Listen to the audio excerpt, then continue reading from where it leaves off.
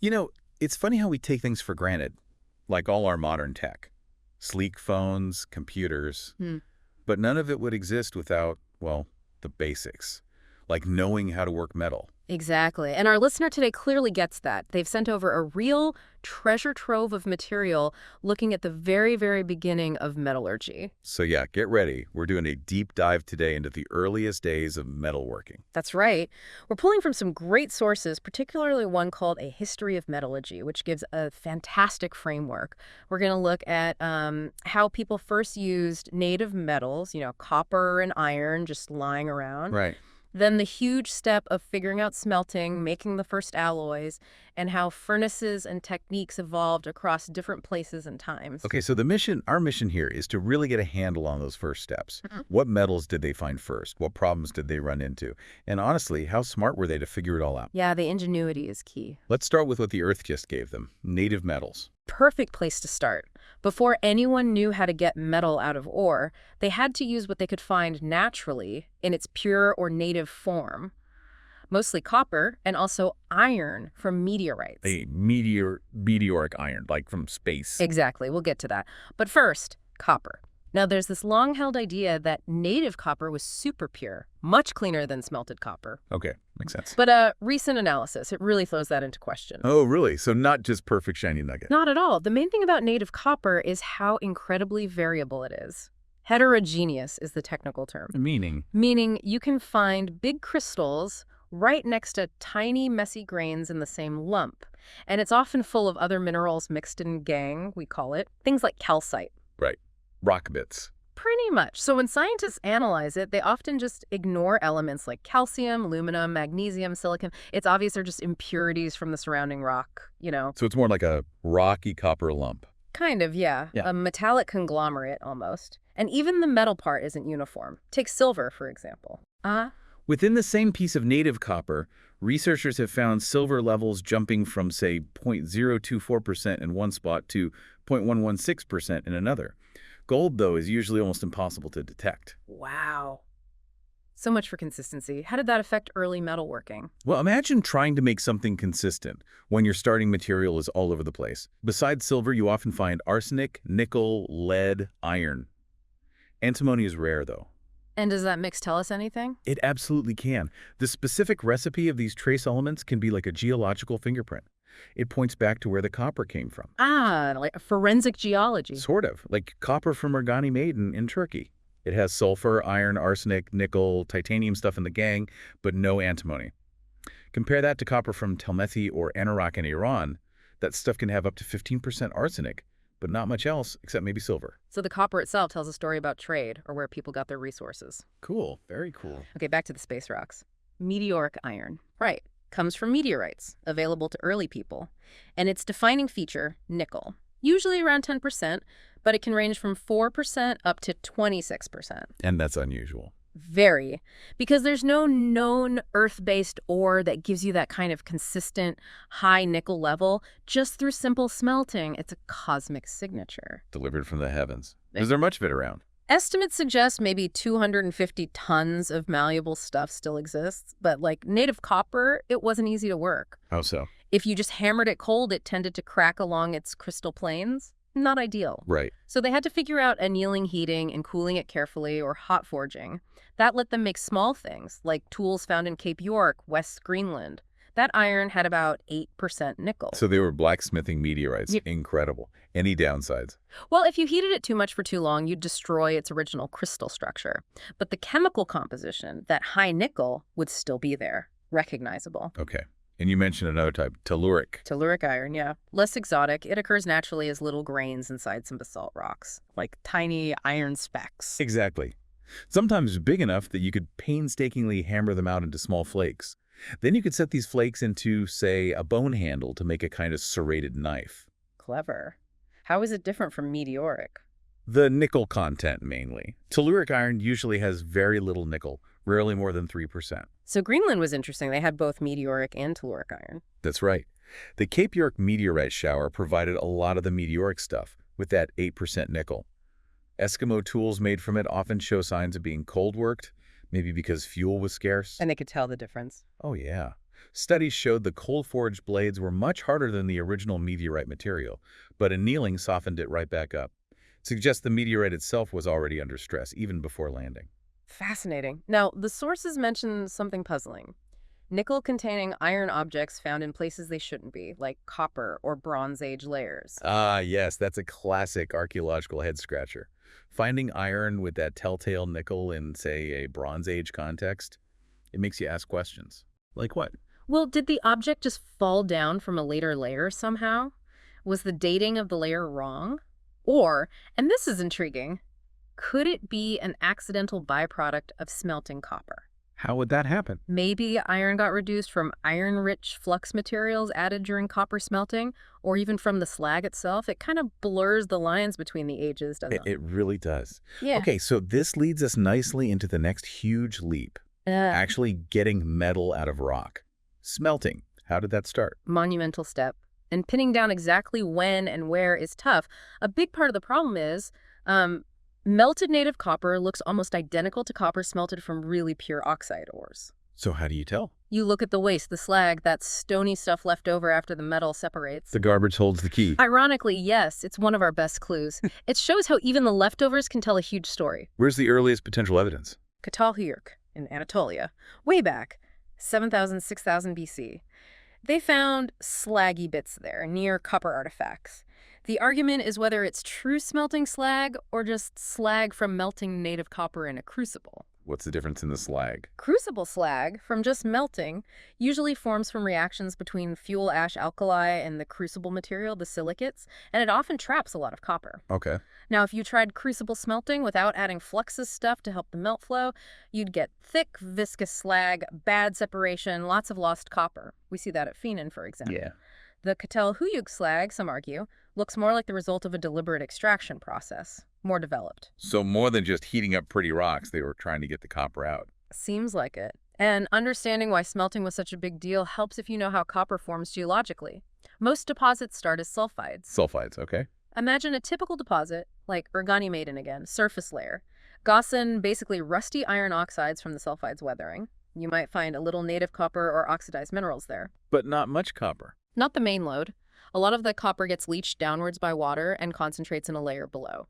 The secondary enrichment zone. Jackpot zone. Exactly. Highest copper concentration. And because arsenic and antimony minerals are fairly soluble, they often concentrate there too, forming complex minerals like fullers. Okay. Below that is the original low-grade sulfide ore, maybe only 1–4% copper. That's actually what most modern mining targets, but for early folks, that secondary zone was key. Learning to smelt sulfides unlocked way more copper. Right. That makes total sense. So with this new smelting ability, what kind of artifacts start showing up? We see more complex things. In Egypt, the very earliest copper finds, 5,000, 4,000 BC, are simple pins and awls. Could be native copper. Okay. But by middle predynastic times, around 4,000 BC, axes appear, made of impure copper with elements like nickel, cobalt, arsenic, lead in ratios you don't typically see in native Egyptian copper. The smelting signature again. Precisely. Then, First Dynasty, around 3,000 BC, arsenical copper's higher arsenic content become more common. And then, the big one, bronze. Copper-tin alloys start appearing in the Fourth Dynasty, maybe 2,600 BC. Bronze. The Bronze Age begins. Was Egypt leading the charge? Not solely. Look at Southeast Europe. Bulgaria, around 3000 BC, they've found stone molds for casting flat axes. And the Karbuna hoard in Moldavia, same period, over 800 objects, mostly copper beads, but some axes, suggests a strong native copper casting tradition was already there. So parallel developments, people figuring things out independently. Seems like it. And around the same time, knowledge spreads from Anatolia across the Aegean. On Lesbos, 3000, 2600 BC, we find molds, crucibles, the copper there impure, and some pieces have a little tin, early alloying experiments. Hints of bronze. Exactly. Finds on mainland Greece, Crete, Cyprus seem a bit later, maybe 2500 BC, early Bronze Age proper. Okay, so these early attempts at alloys, these low tin bronzes, what were they like? Pretty varied. Sometimes just a bit of tin, sometimes arsenic too. Our sources list examples. Iran, Tepe Hisar, a pin from way back, 3900, 2900 BC, has tin and arsenic. A dagger from Geotepe later, around 2000 BC, has both, too. So mixing it up. Yeah, across the Near East, Aegean, even India, Late 4th millennium BC onwards, you see these coppers with maybe a few percent tin, sometimes with arsenic thrown in. Even Tutankhamun had a low tin bronze piece with a trace of arsenic. And it wasn't just the old world, later examples pop up in South America, Europe. Widespread experimentation. Were there other odd early finds, things that weren't quite bronze? Definitely. Back in Iran, Tepegian, 4th millennium DC, they found copper things with relatively high nickel, over 1%. And at Yannik Tepe, same era, a copper dagger blade had a trace of tin. But no signs of big smelting operations there. Right? No furnaces, no big slag heaps, which suggests maybe they were just melting down native copper, which sometimes can have nickel, remember, in crucibles. Using what they had, experimenting. Resourceful. Okay, we've gone from finding metal to extracting it, even mixing it. How did they actually shape it? What did the early furnaces look like? Another area where the picture is slowly emerging. For the very earliest copper, we don't really have clear evidence of standard ingot shapes. No neat bars? Not really. It's only in the late Bronze Age, much later, that you get those famous oxide and plano-convex ingots in the Aegean. Smaller plano-convex ones appear elsewhere earlier, though. By Roman times, those could be hefty 20 kilos. Wow. What about those arsenical coppers?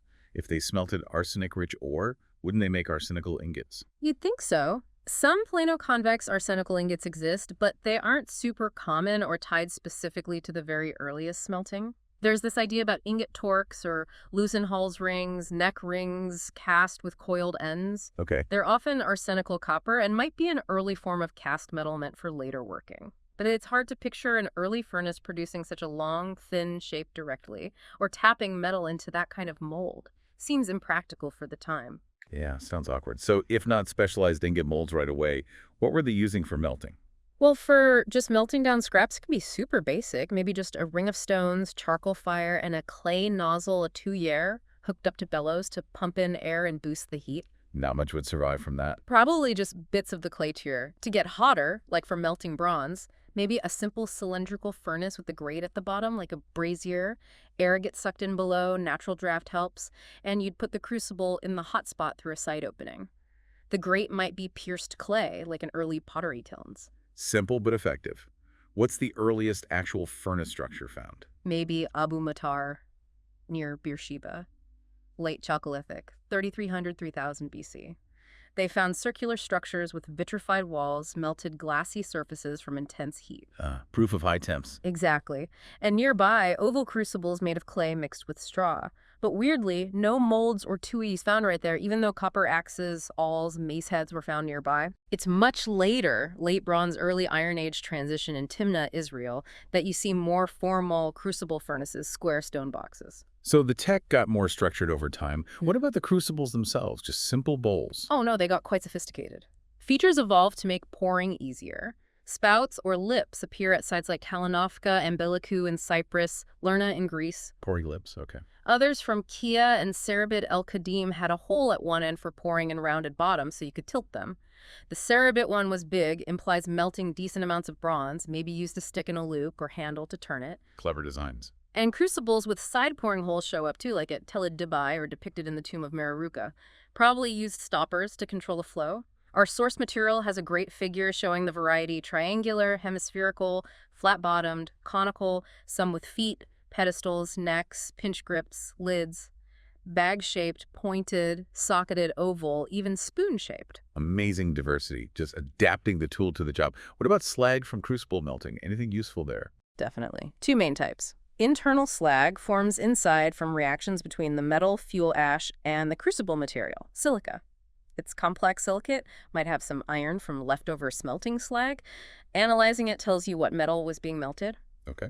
Type 2. External slag forms on the outside from wood ash reacting with the crucible clay, maybe mixed with spilled, oxidized metal. Analyses show these have non-ferrous metals, but way less iron than smelting slags.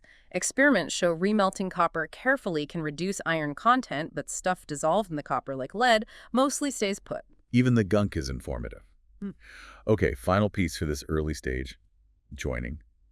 How did they stick bits of metal together without modern welding? Good question. Basic but effective methods. Cold welding, literally hammering pieces together until they bond, probably only worked well for soft metals like gold. Right.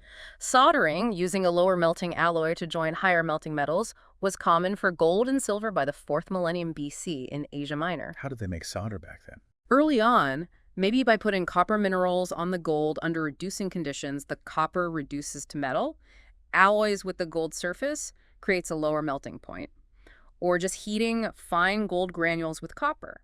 Later, they used high-tin bronzes, which melt lower than copper, to solder bronze parts. Or copper-silver alloys for silver. Incredible skill and material knowledge, even back then. We've really covered the foundational steps here. We have, from finding native metals to the revolution of smelting, the first alloys, refining furnaces, and shaping. It's a story of ingenuity. Okay, let's just recap that initial journey. We went from finding metal nuggets, some surprisingly variable like native copper, others exotic like meteoric iron with its nickel signature. Right, that heterogeneity was key. To the massive leap of figuring out smelting, learning to work sulfide ores, which unlocked so much more metal, Okay. and the importance of slag as evidence. Can't forget the slag. Then the early experiments with alloys, the first arsenical coppers and low-kin bronzes appearing sporadically across regions. Showing it wasn't some neat linear progression, lots of parallel experimentation. And the practical evolution of tools, like all those different crucible shapes, just solving problems as they went, even figuring out basic joining needed real material understanding. Absolutely. And remember, this is just scratching the surface. Each metal, each technique has its own deeper story. Definitely food for thought. Mm-hmm. So, as you, our listener, go about your day, maybe look at the metal objects around, think about how these ancient breakthroughs, smelting, alloying, shaping, made it all possible. It makes you wonder what's next in material science, doesn't it? What discoveries are still out there? Okay, let's move deeper into the Bronze Age proper. How did things scale up? Well, in places like Asia Minor, the Bronze Age saw steady development, no huge sudden shifts initially. But around 1600 BC, late Minoan times, you start seeing really large ingots, over 30 kilograms.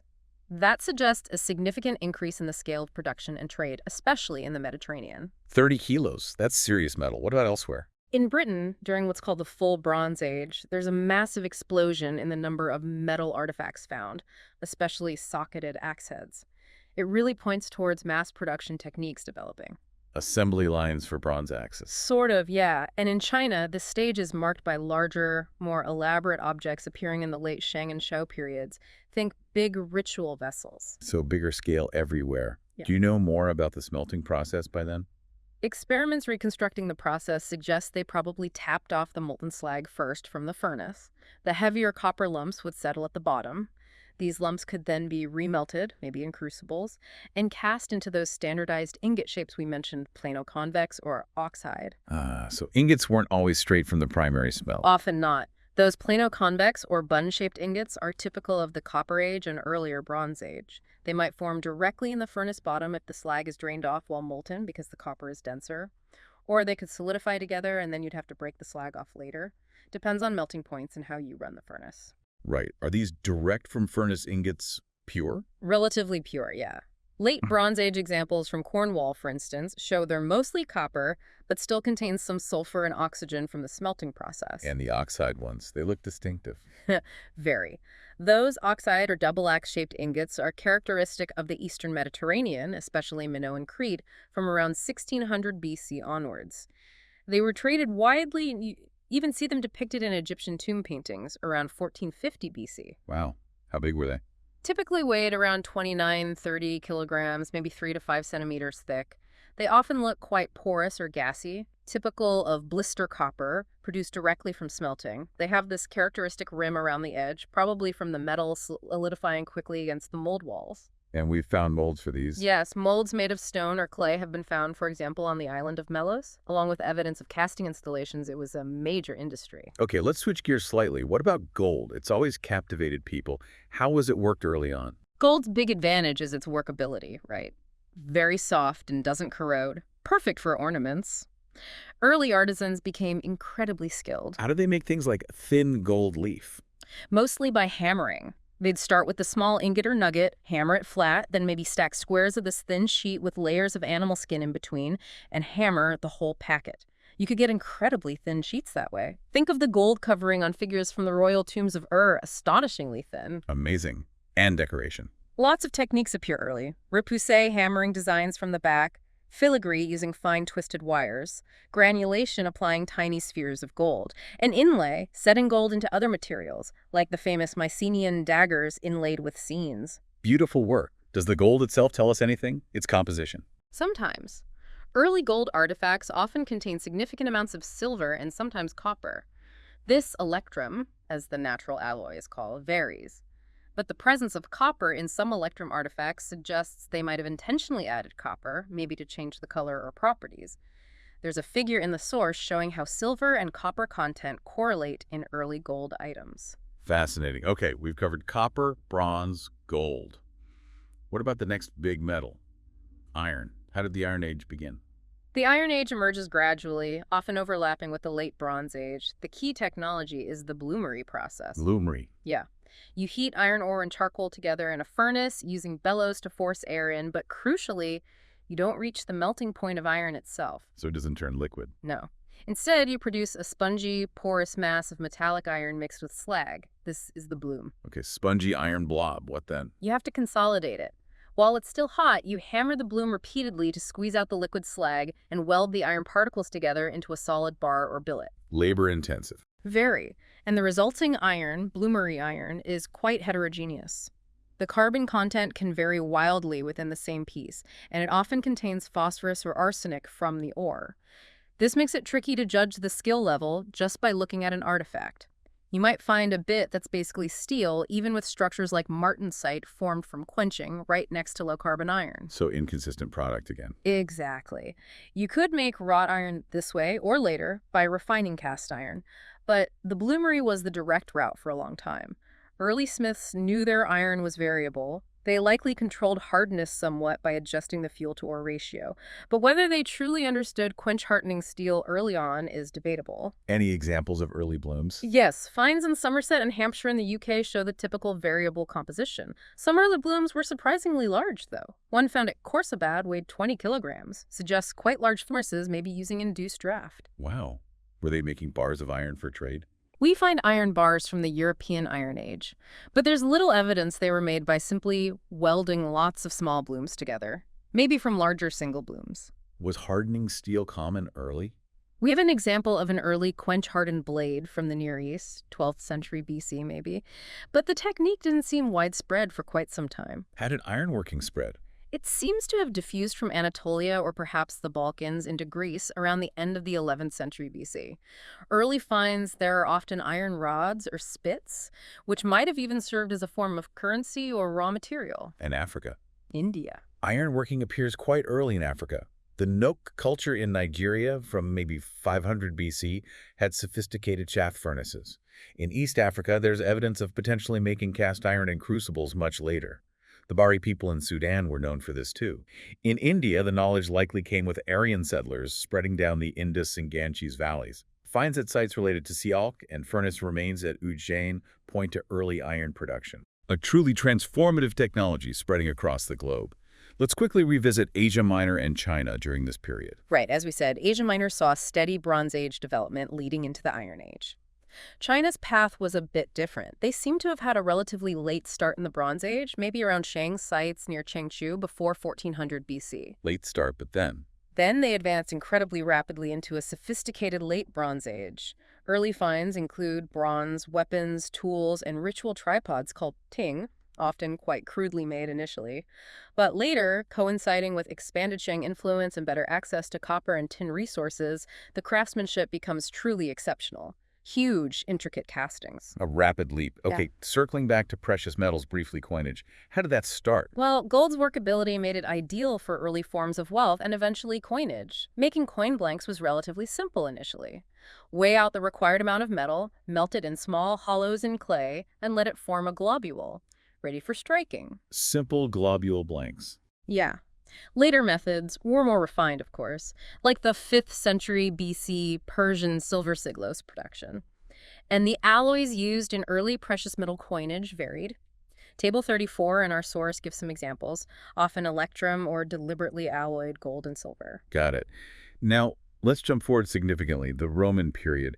What was ironworking like then in the West? In the Roman West, it was primarily wrought iron made via the bloomery process we discussed. Business as usual, you might say, but scaled up. But China was different. Potentially very different. During the Han Dynasty, 206 BC to AD 220, there's evidence suggesting they developed iron-making blast furnaces. This is huge. It implies they might have skipped directly from a late Bronze Age to making cast iron rather than going through a long wrought iron phase like Europe. Cast iron that early. Evidence. Finds of bears large lumps of solidified iron and slag from the bottom of furnaces, and specific types of slag at sites like Chenshao point towards blast furnace technology. Wow. What about Roman Europe? Any furnace innovations? Well, early furnace bottoms found in Norway and Sweden, dating from about 120 BC to AD 110, seem to be from non-slag tapping bowl furnaces. Roman period blooms could be quite large, used in significant structures, and there was definitely trade. Roman coins found alongside inscribed swords north of the Roman frontiers show iron moving around. Active industry then. Very active. Poland, for instance, had a thriving iron industry during the Roman period, showing a mix of technologies. Some tools were quench-hardened steel, others simple wrought iron. Quality control issues? Maybe. Some suggest the potentially low social status of smiths might have contributed to the average quality of many Roman tools. They weren't always pushing the boundaries. Interesting point. What about other metals in the Roman era? Brass. Brass copper zinc alloy became more common. The Romans likely made it using the cementation process. You'd heat copper metal with calamine, which is zinc carbonate ore, ZnCO3, in a crucible under reducing conditions. The zinc vaporizes from the ore and dissolves into the copper. So they didn't have metallic zinc. Not easily. There's evidence of lead zinc ore mining in India before Roman times, possibly even early attempts at vertical distillation to get metallic zinc. But in the West, it was mainly the cementation process, maybe later using roasted zinc ores, ZNO instead of calamine. And lead. Silver. Major Roman industries, especially in Britain and Spain. Huge amounts of lead were mined, used locally for pipes, coffins, etc., but also exported as stamped ingots. Silver was often extracted from lead ores, like the famous mines at Rio Tinto in Spain, possibly using a process similar to the cupellation methods used at Lorient in Greece, which requires lead. We have analyses of lead smelting slags from Roman-era sites in Sweden, too. A vast industrial network. Let's think about military tech later on. Cast iron for cannons. Eventually, yes. But early cannons, bombards, were actually made from wrought iron bars welded together and hooped. Not very successful, prone to bursting. Bronze was much better for casting cannons, but obviously rarer and more expensive. When did cast iron cannons take over? Medieval gun founders realized cast iron's potential for making strong one-piece barrels. But the fact that early bombards weren't cast iron suggests actually producing large, reliable iron castings was difficult well into the 15th century. Production challenges. Now, a specific technique often associated with swords. Damascening. What's the story there? Right. This comes into focus around the time of the Arid conquests in the 7th century. Damascus steel emerges, famous for its watered silk pattern. It seems distinct from the older European technique of pattern welding. Where did it come from? The hypothesis is that Damascus was the entry point for a special kind of steel from India or the Orient, often called woots, into the West. Wood steel. What was it? Often a high-carbon steel, possibly made by melting iron with carbonaceous material in a crucible, resulting in a small ingot that solidified slowly. And the pattern. One theory is that carefully forging these woots ingots into strips at relatively low temperatures, then welding them, could preserve or enhance the crystalline structure formed during solidification, creating the characteristic pattern. Segregation of elements like phosphorus during cooling might also play a role. How is that different from pattern welding? Traditional European pattern welding usually involved twisting and forging together strips of low-carbon iron and maybe some steel, creating elaborate patterns but primarily for toughness and flexibility, often with a separate high-carbon steel edge welded on. Anglo-Saxon swords, for instance, often have steel edges and show signs of quench hardening. Oh, so different starting materials, different goals. Possibly. Both techniques, damascening and pattern welding, were likely ways to overcome the brittleness of high-carbon steel while retaining a sharp edge, trying to get the best of both worlds. Like Japanese swords. Exactly. Japanese smiths developed incredibly complex methods, laminating steels of different carbon contents, differentially heat-treating the blade to get a hard edge and a softer spine. It's all about managing carbon and structure. Is there a connection between pattern welding and damascening?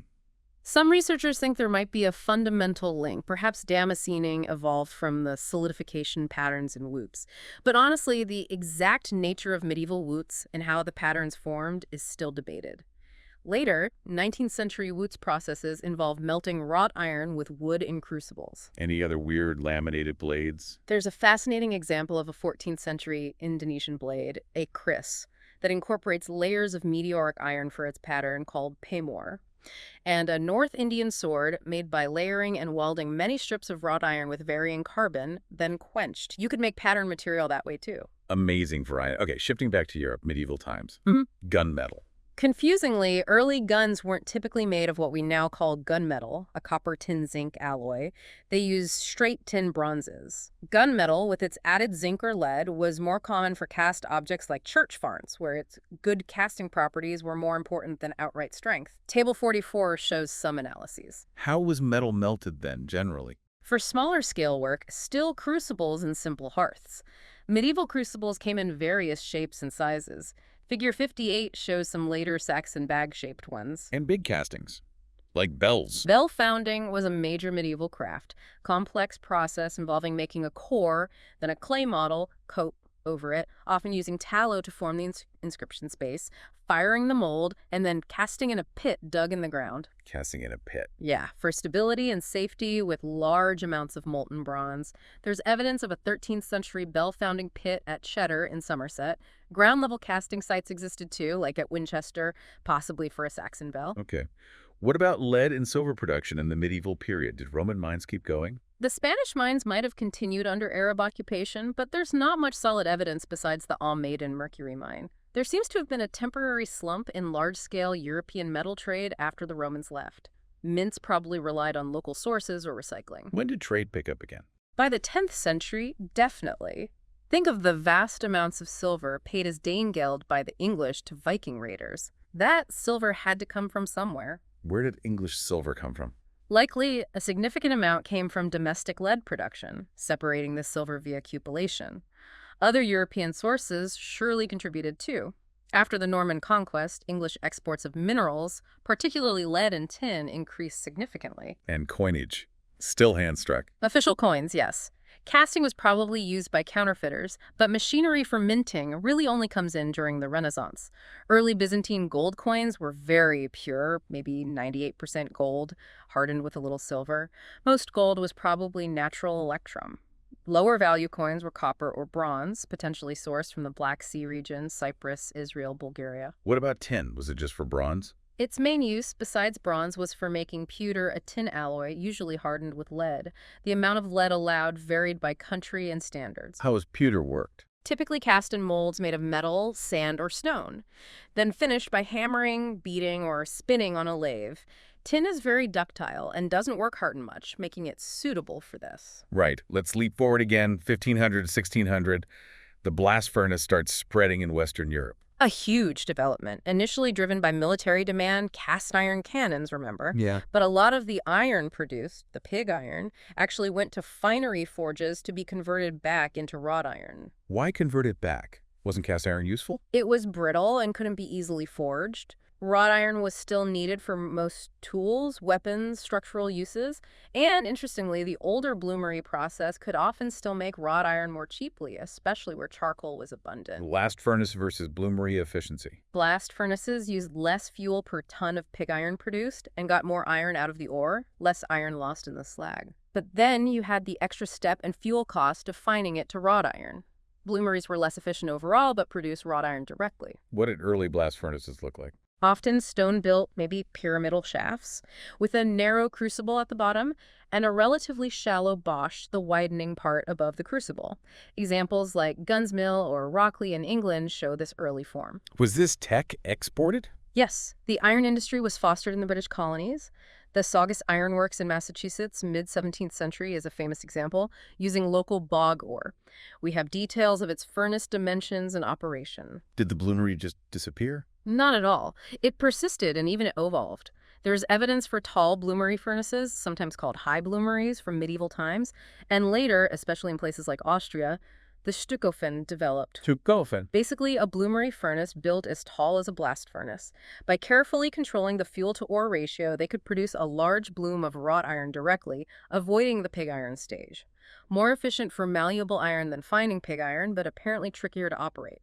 The blooms could be huge, 400 kilograms. Wow. So back to pig iron from blast furnaces. How was it refined into wrought iron? In finery hearths, essentially, you remelt the pig iron in a charcoal fire with air blasting from a tuyere. This creates oxidizing conditions right in front of the tube. What do the oxidation do? It burns out impurities, especially silicon. Pig iron usually has silicon dissolved in it, and much of its carbon is present as graphite flakes. As the silicon oxidizes and forms slag, some carbon dissolves back into the iron to form iron carbide, cementite. You work the pasty mass under the hammer to expel slag. Later, desiliconizing was sometimes done in separate refining hearths before the final finding. Sounds complex. How do they power all the hammering and air blowing? Early on, maybe Oliver's simple foot-powered hammers, but water power was key. Water wheels drove bellows for the furnaces and powered large mechanical hammers. Different types existed. The trip or tail hammer lifted by cams on the wheel shaft, and the belly helve or lift hammer pivoted in the middle and lifted from the front, famously illustrated by Agricola in the 16th century. These were essential for consolidating blooms and shaping wrought iron. Later came slitting and rolling mills for making rods, bars, and nail blanks more efficiently.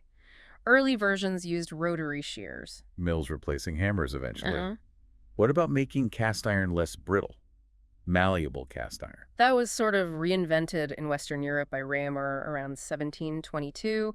He figured out you could heat white cast iron objects packed in materials within a kiln for a long time. What did packing it do? Depends on the packing. If packed in something neutral like bone ash, carbon would precipitate out as graphite nodules within the iron. That's black heart malleable iron.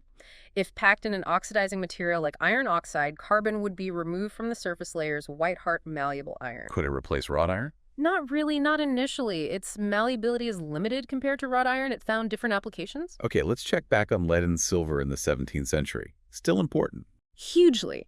Remember, a lot of silver was still a byproduct of lead smelting. Britain was a major exporter of lead and tin in the 17th century, likely supplying much of continental Europe. What about the Spanish Empire? They were exploiting South American silver mines on a massive scale. Alonso Barba wrote an important account of the techniques used there in the 17th century. He describes furnaces for different lead ores, small ones for oxides, pit furnaces for galena, sulfide ore, though their efficiency is questionable. More sophisticated furnaces in Europe. Yes.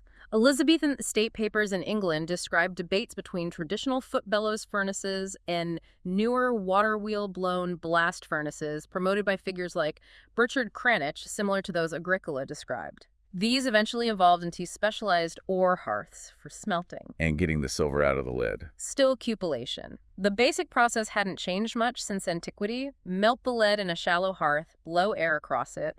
The lead oxidizes to litharge, PbO, which is skimmed off or absorbed into the porous hearth bottom, leaving the less easily oxidized silver behind. What did they do with the litharge? The hearth bottoms, saturated with litharge, which also contains some silver, were re-smelted to recover both metals. Because these low-temperature smelting and cupellation processes produced quite pure lead, there wasn't really any need for further refining until the 19th century. Got it. Copper smelting, 17th, 18th centuries, any big changes? A major divergence emerged between continental European practice and the Welsh process. How did they differ? Continental smelting often continued using shaft furnaces, fueled primarily by wood or charcoal, which were available in forested mountain regions where many mines were located. The Welsh process, developed in South Wales where coal was abundant, relied heavily on the reverberatory furnace. Reverberatory furnace. Yeah, pioneered earlier for lead smelting. Fuel burns in a separate firebox, and the flames and hot gases are drawn across the hearth where the ore lies, heating it from above under a low, domed roof. It allows better control and use of coal without it directly contaminating the metal as much. How did the Welsh process work? It was a multi-stage process involving repeated roasting, calcining, and smelting steps in reverberatory furnaces to gradually concentrate the copper and remove impurities like iron and sulfur. You'd smelt ore to get a matte, copper iron sulfide, granulate it, roast the matte, smelt again for white metal, mostly copper sulfide, CO2s, and finally refine that to copper complex. Sounded. What about brass and zinc around this time? Still the cementation process? Largely, yes. Brass making often involved banks of crucibles set into furnace chambers, packed with copper, charcoal, and calamine. Zinc vapor condensed within the cooler parts or special chambers. Shaft furnaces with clay condensers were used in places like the Harz Mountains for lead-zinc ores. When did they figure out how to make metallic zinc reliably in the West? That's credited to William Champion in Bristol around 1740. He patented a process using vertical retorts, likely learning from earlier attempts or maybe even accounts from the East. His father was involved in brass making, so there was incentive. Later, his son John patented using zinc blende, sulfide ore, instead of calamine. Okay, lead smelting again? 18th, 19th centuries? Did reverberatories take over there too? Yes, especially for oxidized ores. The Flintshire reverberatory furnace is a classic example. We have analyses of slags from English lead, smelting around 1836, still losing some lead. Refining often involved ore hearths, reverberatories, and separate slag hearths to recover lead from slags. Any breakthroughs in silver recovery from lead? A big one was Pattinson's process, patented in 1833. It exploited the fact that as lead cools, lead crystals form first, leaving the remaining liquid richer in silver. By repeatedly melting and slow cooling lead in a series of pots, you could concentrate the silver into a small fraction of the lead, making cupellation much cheaper. This was vital as easily accessible, high silver ores were declining. Clever chemistry. What about tin smelting? Tin ore, cassiterite, SnO2, usually needs roasting first to remove sulfur and arsenic from associated minerals like pyrite and arsenopyrite. Rectangular calcining kilns were used. The arsenic oxide vapor would collect as dust in long flues, a valuable byproduct, actually. Arsenic is a byproduct. Okay. As wood and peat became scarce, tin smelting also shifted towards reverberatory furnaces fueled by coal, similar to copper and lead. Cornish tin was smelted this way as early as 1704. So coal and reverberatories were transforming everything. This brings us to the Industrial Revolution and iron. Absolutely. The late 18th century saw a revolution in British ironmaking, driven by Abraham Darby's successful use of coke, derived from coal, instead of charcoal in the blast furnace, coupled with the power of the steam engine. Production soared. Coke was the key. It allowed for much larger furnaces, as coke could support a heavier burden of ore and flux without crushing. Charcoal furnaces had height limits. Steam engines provided more powerful and reliable blast for the furnaces and powered machinery. Look at the horse-hay furnace records from 1755, 1806, massive output increase with coke. And refining the coke-smelted pig iron. Darby and others worked on that. We have analyses showing the composition changes through finery, refinery, and later the puddling process, developed by Henry Cort, which used a reverberatory furnace to make wrought iron from pig iron, stirring, puddling it, to expose it to oxidizing flames. Slag analyses show how impurities were removed. Furnaces just kept getting bigger. Steadily throughout the 18th and 19th centuries, taller stacks, wider bosches, hot blast, invented by James Neilson in 1828, preheating the air blown into the furnace made them even more efficient, saving huge amounts of fuel. Refractory stoves were developed to heat the blast. What about steel? Still the old cementation process? Yes, but adapted. In Britain, coal replaced charcoal for heating the cementation chests, where iron bars were packed with charcoal powder and heated for days to absorb carbon.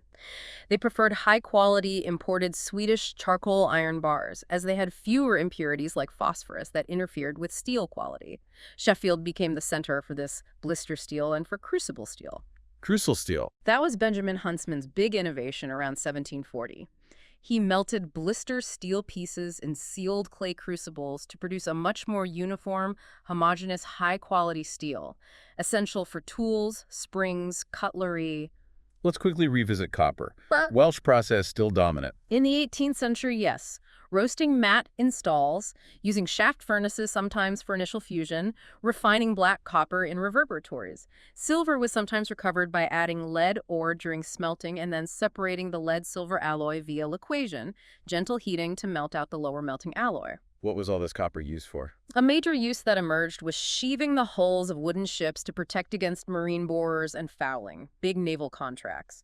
Initially, iron bolts used with copper sheathing caused galvanic corrosion problems. Electrochemistry. Exactly.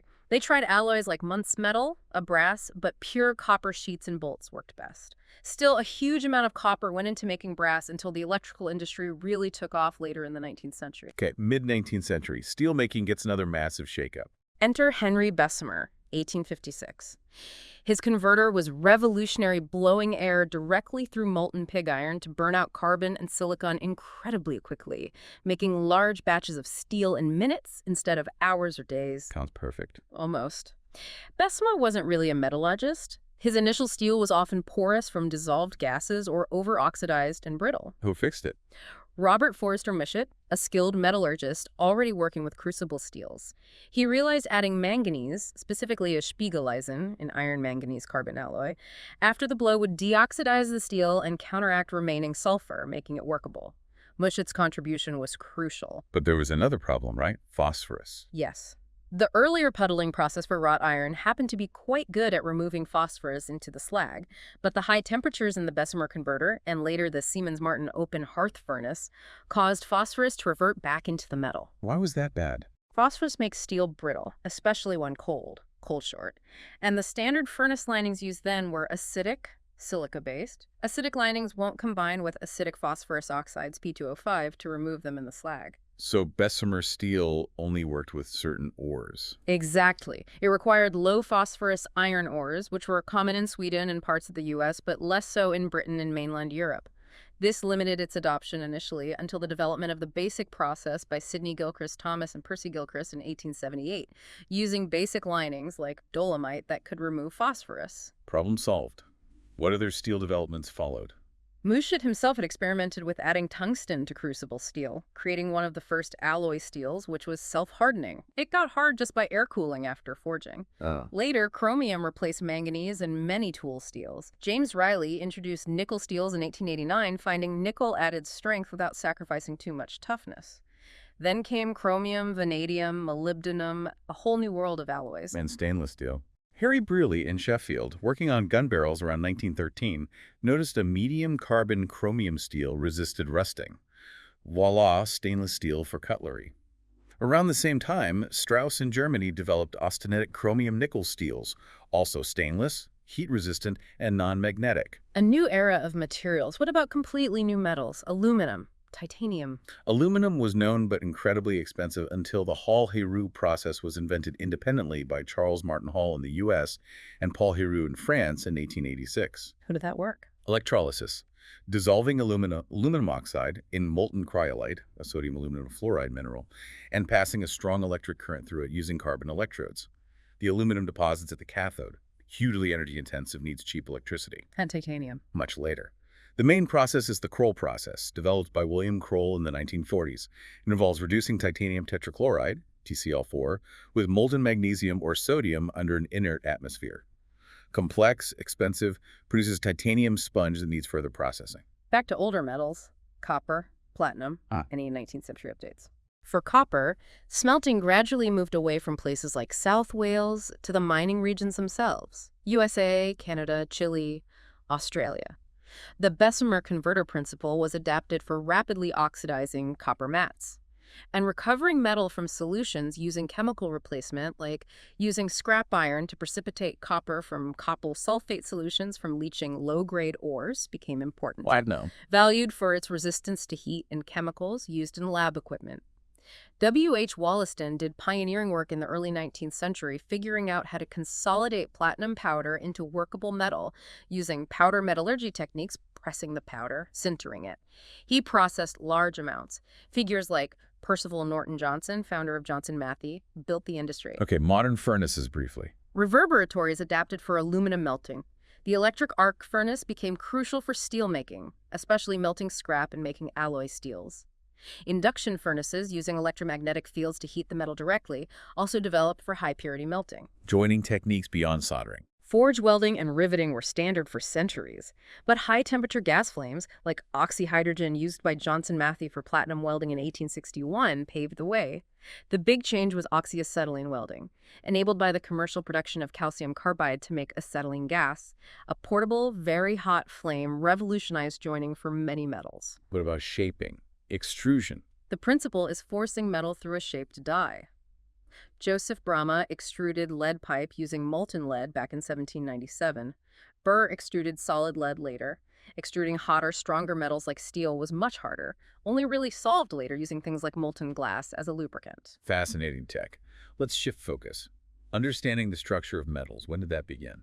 Early microscopic observations go way back. Henry Power noted metal surfaces under the microscope in 1664. Réaumur in France around 1722 was remarkably insightful. He discussed the properties of iron and steel in terms of their grain structure, connecting it to heat treatment. He also rediscovered how to make malleable cast iron, as we mentioned, and used the microscope to study steel structure, even advocated hardness testing. Ahead of his time. What about the chemistry? Sweden was a leader here in the 18th century. Torbern Bergman understood the role of oxygen in combustion, even if he still used the old phlogiston theory for explaining iron properties. Sven Rinman showed steel contained something extra compared to pure iron carbon, though it wasn't fully identified yet. And linking structure to composition. Meteorites and Woods again. Right. The study of the intricate Widmanstätten patterns seen in etched iron meteorites in the early 19th century spurred interest. George Pearson studied the texture of Indian Wootz steel. David Mushet, Robert's father, concluded Wootz was basically high-carbon steel. Michael Faraday analyzed Wootz too, got it wrong initially, thinking it contained aluminum and silicon, but later correctly linked its properties to crystalline structure and deformation during forging. Hadfield later credited Faraday's work as inspiring alloy steel development. So the microscopic view became crucial. Absolutely. The 20th century brought electron microscopes, revealing incredible detail. Understanding things like age hardening, how alloys like duralumin gained strength over time after heat treatment became possible, and the discovery of dislocations, line defects in the crystal lattice was a massive breakthrough in solid-state physics, explaining why metals deform the way they do. Early hints came from diffusion studies by Robert Austin and work on metal single crystals. A whole new level of understanding. Finally, the atom itself. How did metallurgy connect with radioactivity and atomic theory? Well, the curious discovery of radium in pitchblende, a uranium ore, at the end of the 19th century was huge. Radium emitted far more energy than uranium or thorium, continuously disintegrating and releasing energy, leading to concepts like half-life. Shaking up old ideas. Completely. It challenged Dalton's idea of indivisible atoms. Prout's earlier hypothesis that all elements were made of hydrogen seemed plausible again. The explanation for non-integer atomic weights came with the discovery of isotopes, atoms of the same element with different numbers of neutrons. Our picture of the atom evolved, a nucleus of protons and neutrons with orbiting electrons. And then fission. Nuclear fission, splitting the atom, demonstrated with uranium by Frisch and Meitner, building on Hahn and Strassman's work, just before WWII. Suddenly, uranium wasn't just a heavy metal, it was a potential fuel source and weapon. How does that work in practice? Fission releases neutrons, which can cause more fission, a chain reaction. In enriched uranium, higher concentration of fissile U-235 isotope, this can be self-sustaining. In natural uranium reactors, you need a moderator, like graphite or heavy water, to slow down the neutrons so they're more likely to cause fission in the U-235 without being absorbed too much by the more common U-238. From native copper to nuclear reactors. What a journey. It truly is an incredible arc of discovery and innovation spanning millennia. Okay, let's try to wrap our heads around this vast history we've just traversed. We started with people literally picking up metal off the ground. Native copper, meteoric iron. And realizing quickly it wasn't always simple, that native copper was variable, meteoric iron tricky to work. Then the absolute game changer. Smelting. Figuring out how to get metal from rock. Understanding ores. The crucial role of slag. Leading to the first alloys, arsenical coppers, the dawn of the Bronze Age, driven by experimentation across different regions. We saw the ingenuity in furnace design, from simple hearths to reverberatories to blast furnaces, and the evolution of tools like crucibles. The sheer scale increasing, from small ornaments to massive bronze castings, and eventually industrial iron production. And don't forget the parallel development of understanding. From noticing grainy structures with early microscopes to unraveling atomic structures and nuclear reactions. What really stands out are those surprising details, the heterogeneity of pure copper using space rocks, the accidental discoveries, the way different cultures took different paths, like China potentially jumping to cast iron. It underscores that this wasn't a neat, predetermined path. It was messy, experimental, driven by need, curiosity, and flashes of brilliance. Absolutely. And this deep dive, as comprehensive as we've tried to be, really only gives a taste. Each metal, each era, each technological leap has layers upon layers we could still explore. True. The history of just steel alloys alone could fill many discussions. So a final thought for you, the listener. Consider how these fundamental steps, controlling fire, understanding ores, mixing metals, shaping them, didn't just lead to better tools or weapons. They fundamentally changed human society, enabled exploration, empires, eventually the entire technological world we inhabit. What fundamental material understanding are we gaining now that might seem niche today but could reshape the future in ways we can barely imagine?